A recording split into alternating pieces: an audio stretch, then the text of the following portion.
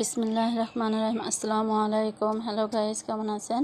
তো আজকে আমি এখানে নিয়েছি 1 কাপ ময়দা আর নিয়েছি 2 টেবিল চামচ কর্নফ্লাওয়ার, দিয়ে দিলাম 1 চামচ বেকিং পাউডার 1 চা চামচ, আর দিয়ে দিয়েছি 1 প্যাকেট 10 দামের গরুর দুধ।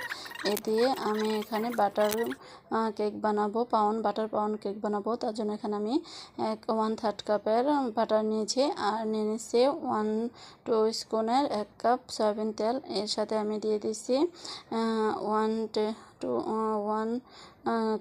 কাপ চিনি, 1 কাপের 1 কাপ চিনি দিয়েছি। দুইবারে দিয়ে এটাকে ভালো করে বিট করে নিয়েছি। এখানে দিয়ে দিলাম ভ্যানিলা এসেন্স, আর দিয়ে দিলাম মিল্ক এসেন্স, দিয়ে 2টা ডিম দিয়ে ভালো করে বিট করে নিয়েছি। এবার আমি দুইবারে যে শুকনো উপকরণ রেখেছি দুইবারে দিয়ে আমি এটাকে ভালো করে বেটার দিয়ে বিট করে নিয়েছি। এই যে দেখতেই পাচ্ছেন কীভাবে আমি বেটার দিয়ে বিট করে নিয়েছি। তো এই যে আমার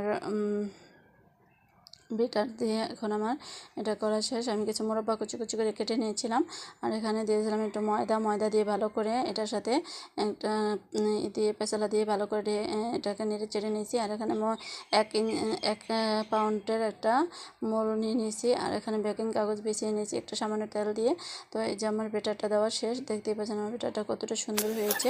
এখন আমি এটা চুলায় বেক করেছি। তো এই যে দেখতে পাচ্ছেন আমার প্রায় এটা 40 মিনিট লেগেছে বেক হতে। তো আপনারা দেখবেন আপনারা চুলার ভিতরে দিয়ে ঘড়ির কাঁটা ধরে আপনারা টাইম দিয়ে খেয়ে নেবেন। তো আমার এই যে কেকটা কতটা সুন্দর ফ্লাফি হয়েছে, এত নরম তুলতুলে হয়েছে যে আমি বের করতেই পারছিলাম না। দেখুন কোনা দিয়ে তারপরে ভেঙে গেছে, ধরতে পারি না, এত তুলতুলে হয়েছে। তো আমি আপনাদের তুলতুলটা দেখাতে পারি না, দেখাতে গেলে ভেঙে যাবে। তার জন্য আমি এই যে এখন কেটে দেখাবো কতটা ফ্লাফি আর কতটাই নরম তুলতুলে হয়েছে।